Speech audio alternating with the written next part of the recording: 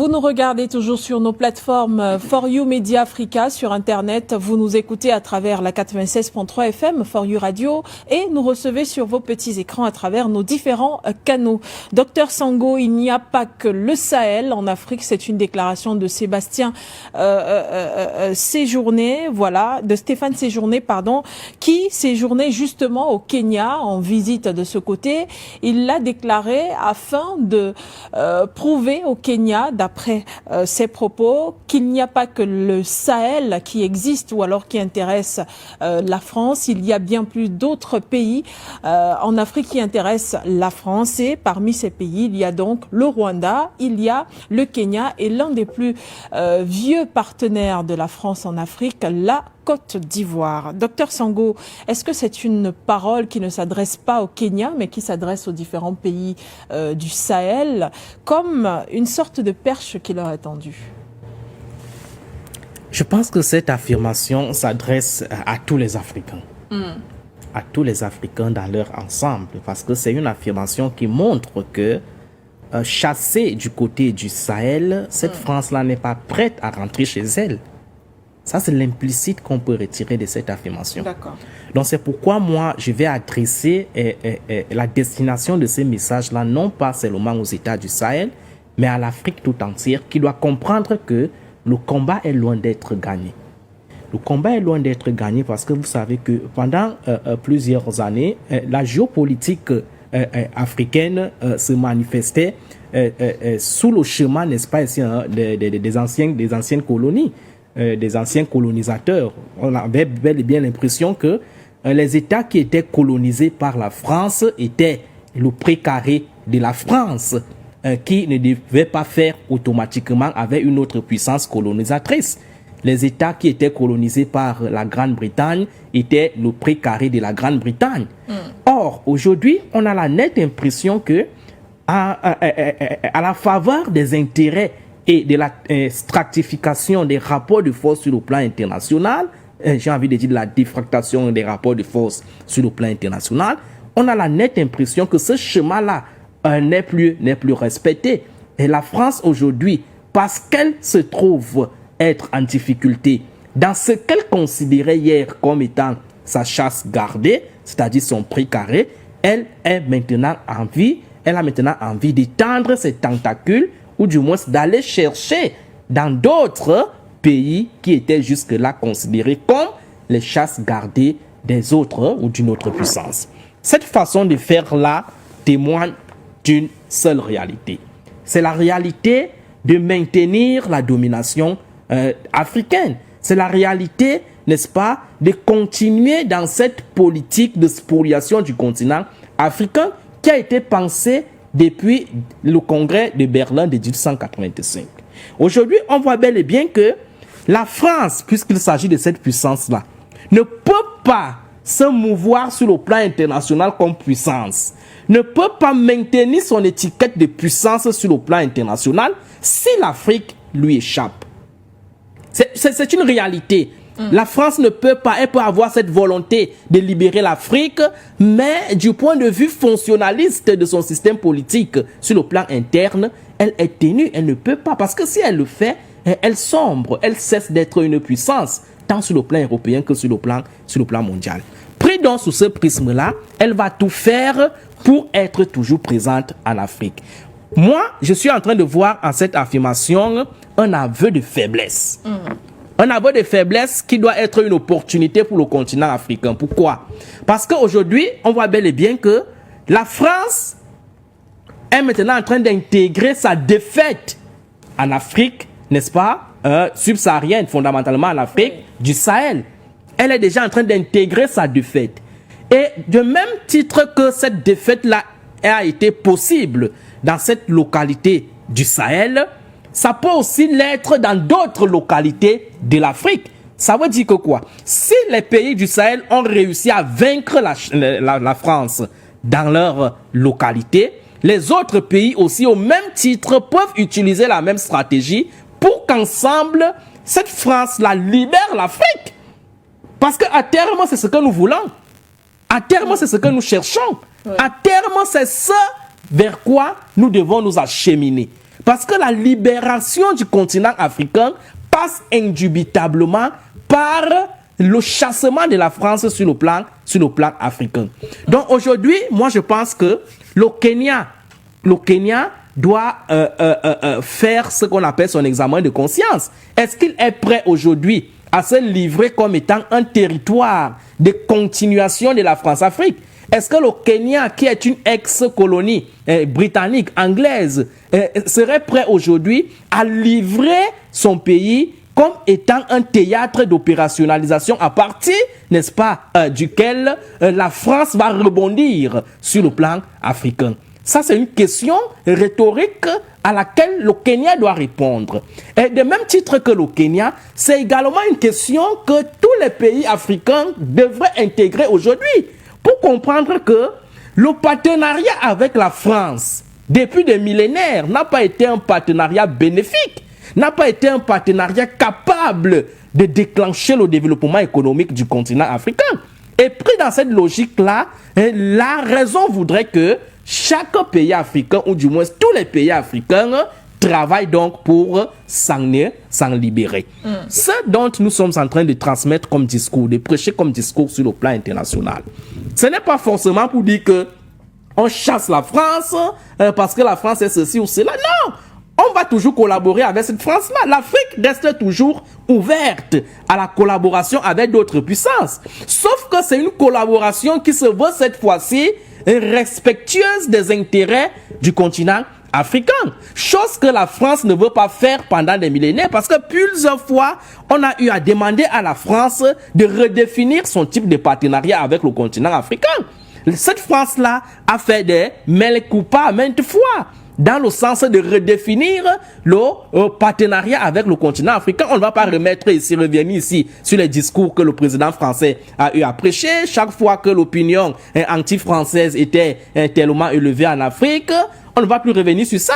Mais on a vu que sur le plan de la réelle politique, il y avait une sorte d'incapacité de la part de cette puissance-là à reformer son partenariat avec les puissances africaines. Parce qu'elle ne peut pas reformer donc son partenariat avec les États africains, il est donc demandé à cette puissance-là, du moins à tous les États africains, de poser des politiques qui mettraient en difficulté cette France-là. La France doit changer sa façon de concevoir les États africains. La France doit intégrer le fait que les États africains, 65 ans après les indépendances, ne peuvent plus être des États, n'est-ce pas ici, à l'époque de 1960. Aujourd'hui, nous sommes conscients que l'Afrique doit prendre en même sa souveraineté. Il y a un certain nombre d'actions que les puissances occidentales ne devraient plus faire aux pays africains, telles que les bases militaires, par exemple, Madame Cassandra. On n'a plus besoin des bases militaires en Afrique. Si cette base militaire-là était justifiée au sortir des indépendances parce que les États africains étaient encore jusque-là des États fragiles, aujourd'hui, au XXIe siècle, 65 ans après, ces bases militaires-là ne sont plus utiles. Ces bases militaires-là n'ont plus leur place. Pire encore, on s'est rendu bel et bien compte que ces bases militaires ne permettaient pas à l'Afrique de se sécuriser. Ces bases militaires-là avaient plutôt d'autres objectifs que la sécurisation des États africains. Donc, nous demandons tout simplement aux États africains de rester sereins et de travailler dans le sens de la convergence des actions. Parce que lorsque la France dit qu'il n'y a pas que le Sahel, ça veut dire qu'elle compte encore sur cette politique divisée pour mieux régner. Pour elle, elle est consciente que le Sahel n'est pas d'autres parties de l'Afrique. Elle est consciente que ce qui s'est passé au Sahel ne peut pas se passer dans d'autres pays africains. C'est donc à nous, pays africains, de comprendre cette politique manichéenne de la France, du diviser pour mieux régner. C'est nous, aux pays africains, de comprendre que nous devons définir une organisation de convergence des actions. Une organisation qui vise à homogénéiser un certain nombre de politiques sur le plan national et sur le plan international, un certain nombre d'actions qui pourraient montrer que l'Afrique peut parler avec unanimité et univocité sur un certain nombre de domaines. Donc, pour ma part, cette affirmation de ces représentants français au Kenya, c'est une affirmation qui frise à la fois un aveu d'échec, mais aussi et surtout une volonté délibéré de cette France-là de rester encore en Afrique si l'opportunité lui était encore donnée. Merci docteur Sango. On va donc y aller de l'autre côté avec chez Elou Lawson. Eh bien, le chef de la diplomatie française qui était à Nairobi n'a pas fait que déclarer qu'il n'y a pas que le Sahel en Afrique. Celui-ci déclare également que le Kenya et bien d'autres pays ne sont pas forcément des partenaires traditionnels de la France, mais il est question aujourd'hui pour la France de revoir ses partenaires sur le territoire africain, changer sa façon de proposer des partenariats. Et cette fois-ci, la France utilise les propos comme quoi il faudrait des partenariats qui soient gagnants pour les pays qui deviendront de nouveaux partenaires. Comment comprendre cette attitude, ce revirement de situation de la France qui semble subitement changer la façon de porter sa veste? Dans l'apparence, on peut croire que la France est en train de changer sa veste, mais en réalité, elle ne la change pas. Vous voyez, on dit souvent que le chien ne change jamais la façon dont il s'assoit. C'est en réalité cette politique. Depuis le temps colonial, si nous convoquons l'historicité des rapports belliqueux, des rapports violents des Européens de la France avec l'Afrique, eh bien, c'est ce même stratagème où on vient voir un roi, on lui propose des accords et après on va aller voir l'autre, on fait semblant d'être plus proche de celui-ci que de celui-là, mais in fine, eh bien, c'est tous les rois qui ont été tués, décimés et leur territoire conquis. Donc c'est de ça qu'il s'agit. Aujourd'hui, ils sont en difficulté au Sahel, ils font semblant de privilégier d'autres partenaires, mais en réalité, c'est la même politique, c'est la même stratégie qu'ils sont en train de mener. Alors, je partage absolument l'analyse du Dr Sango.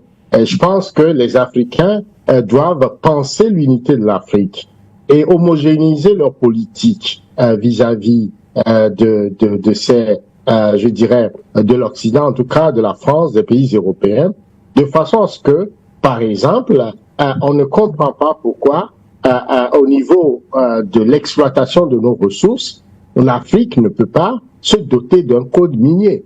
Que tu ailles au Togo, au Bénin, au Cameroun ou en Afrique du Sud, ça va être toujours le même code minier qui privilégie les intérêts du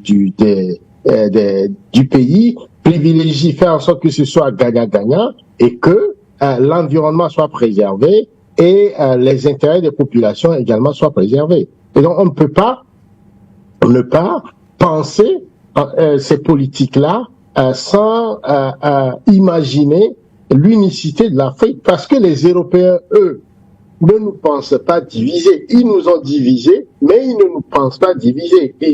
Dans leur politique, dans l'élaboration de leur politique, de leurs approches, de leur stratégie, l'Afrique pour eux est une et indivisible. Ils parlent des Africains. C'est pourquoi quand ils veulent nous rencontrer l'Afrique, qu'est-ce qu'ils font?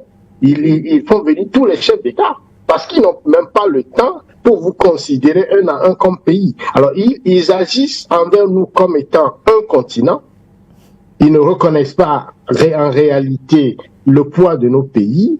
Ils élaborent leur stratégie par rapport au continent. Et nous, dans notre je dirais, imaginaire, sociologique, politique, nous nous concevons comme des pays indépendants, alors que ces indépendances, ce ne sont que des, je dirais, une forme de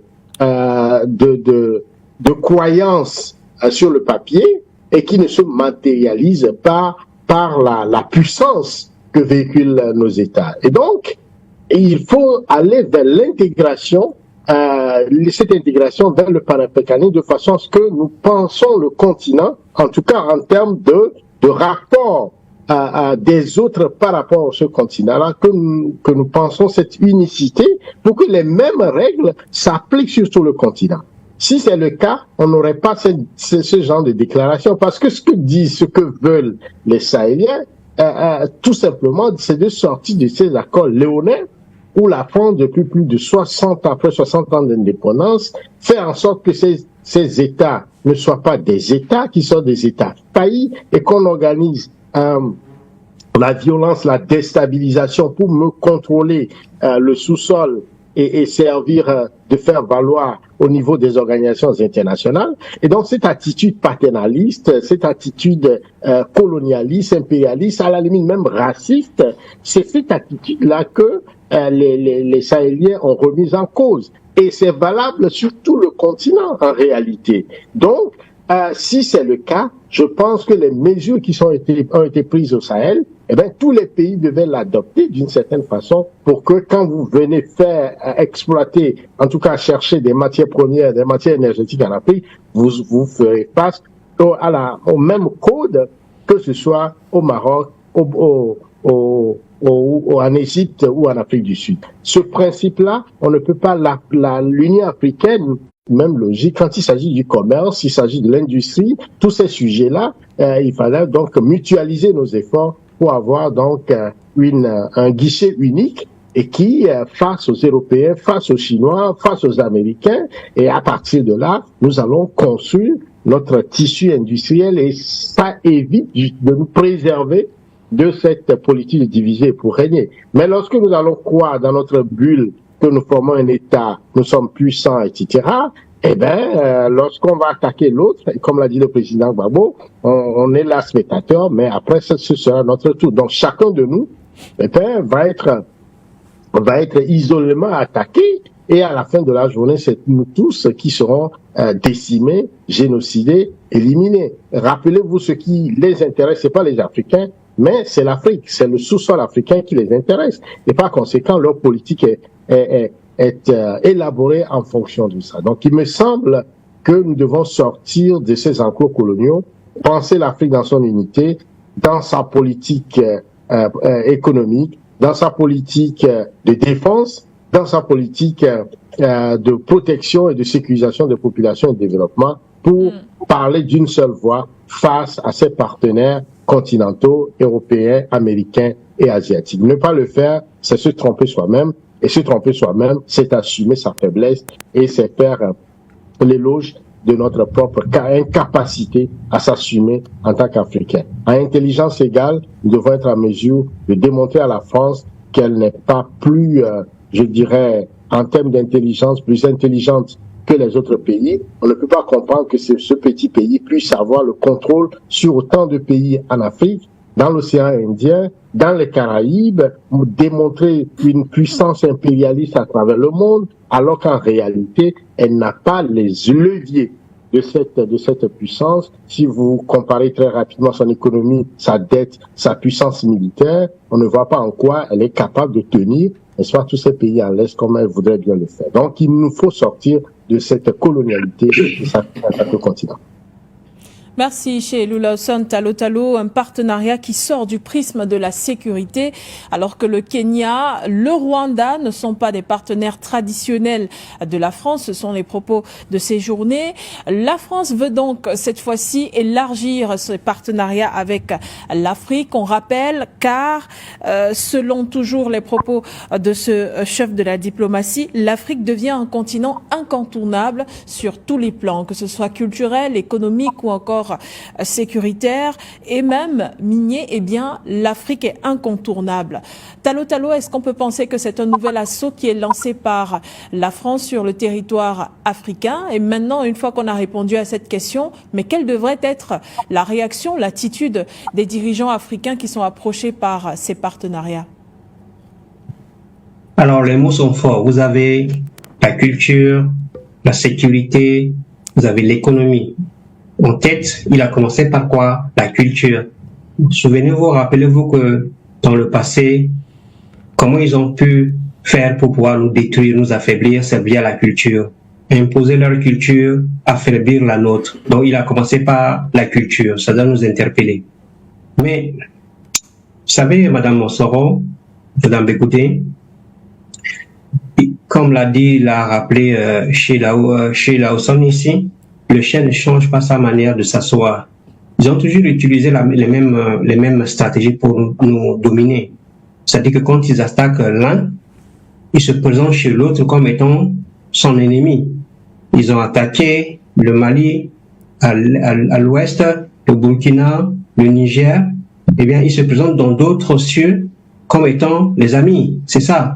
Nous allons faire de la haute diplomatie. Nous allons profiter de cette opportunité pour leur montrer que nous sommes leurs. Vous voyez, nous ne sommes pas comme les autres. Hein. Comme ça, nous espérons qu'ils vont nous donner du matériel, c'est-à-dire de l'argent, des choses. Nous, on espère à ça. Et ceux-là qui font ça, c'est ceux-là que notre président, cher président Sékou Touré avait dit dans sa phrase-là. Nous préférons la dignité dans la pauvreté que la richesse dans l'esclavage ou dans la dépendance. Ceux-là qui choisissent d'aller voir l'Occident au moment où l'Occident attaque leurs frères et sœurs, c'est ceux-là qui préfèrent la richesse, le matériel dans la dépendance. Nous leur disons ça. N'oubliez pas ça, hein, parce que pour vous, vous dites que vous êtes en train de faire de la haute diplomatie. Vous êtes en train de pouvoir peut-être tromper l'Occident et puis maintenant pour pouvoir essayer d'arranger la situation en laissant, au lieu de vous attacher main dans la main avec vos frères et sœurs qui sont attaqués de l'autre côté. Comme vous voyez ce qui se passe en Occident, lorsqu'un pays occidental est attaqué, qu'ils disent, parce que c'est eux des fois qui fabriquent les attaques, ils disent que tel pays nous a attaqué. Prenons le cas par exemple quand ils ont parlé de Ben Laden. Tous les autres deviennent solidaires. Quand ils disent que l'Iran, ils ont classé l'Iran comme étant le pays qui est un pays qui constitue une menace.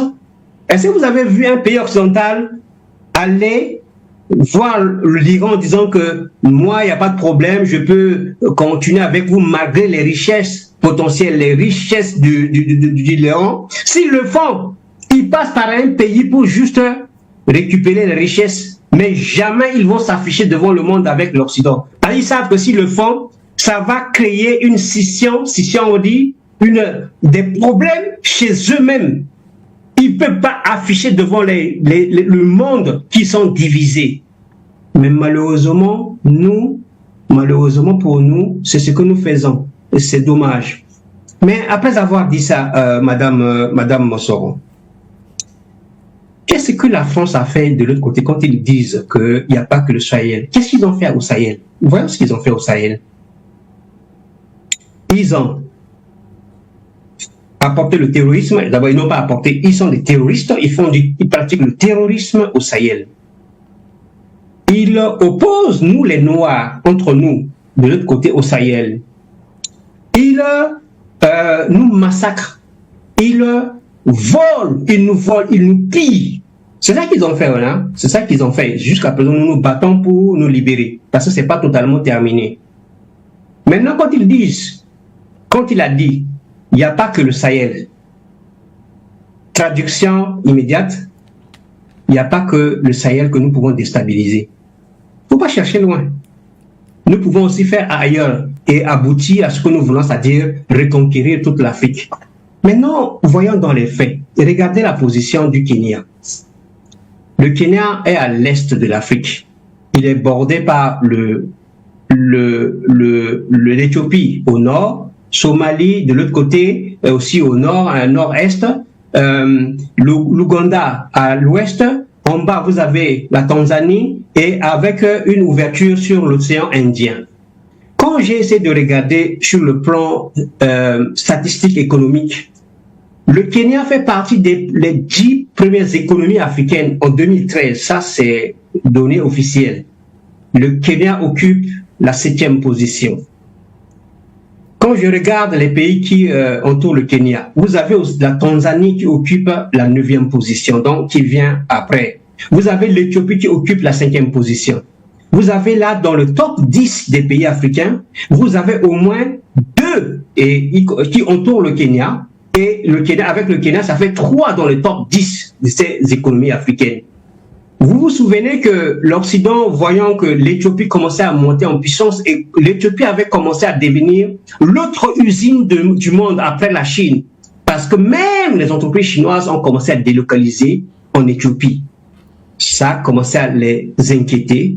Ils ont commencé à opposer nos frères de l'Éthiopie avec cette histoire que nous avons connue récemment, il y a de cela 1 ou 2 ans à peu près, où ils ont voulu vraiment diviser l'Éthiopie en deux. Et heureusement, eh bien, nos frères et sœurs, avec aussi l'aide de la Russie, je pense, d'autres puissances aussi, surtout nous les Éthiopiens, qui a fait que nous avons redressé la situation pour pouvoir revenir. Vous avez vu que pendant cette guerre qu'ils ont mis là-bas, ils ont organisé en Éthiopie, on a commencé à détruire quoi? Les universités, centres de connaissances. Ils ont commencé à détruire ce qu'ils ont appelé, comment on appelle là, c'est cette partie de l'Éthiopie, le nom ça m'échappe. Pardon? L'Érythrée, le Tigré? Non, le Tigré. La guerre du Tigré? La guerre du Tigré. Ceux qu'ils appelaient en disant que c'était les gens du Tigré avaient commencé à s'attaquer à des universités. Comment ils peuvent s'attaquer à des universités qui savent que c'est là qu'on forme l'élite? C'est là qu'on va pouvoir faire le développement endogène. Vous imaginez, s'ils le font, c'est parce qu'ils ont été instrumentalisés, manipulés. Donc, quand la France dit qu'il n'y a pas que le Sahel, il n'y a pas que le Sahel qui a des potentiels qu'on peut détruire. Il y a aussi, de l'autre côté, il y a les 3 économies qui sont parmi les top 10 des économies africaines.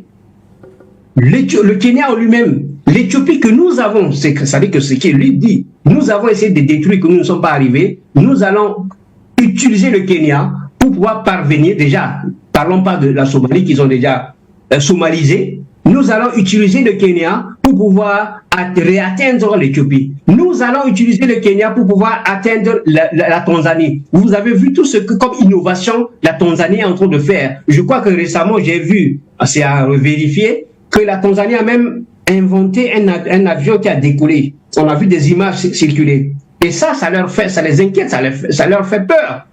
Vous avez vu qu'ils ont, là, à l'est de la RDC, ils sont en train de pouvoir balkaniser la RDC. Ils font tout et nous allons nous battre pour que ça ne se réalise pas comme ils l'ont fait au Soudan. Nous allons nous battre pour que ça ne se réalise pas. Mais si jamais ils arrivaient à déstabiliser le Kenya, parce que là, il a parlé de culture, il a cité les éléments qui sont très importants qu'il faut déstabiliser. En commençant par citer la culture. Ils vont s'attaquer parce que au Kenya aussi, moi je suis arrivé à l'aéroport.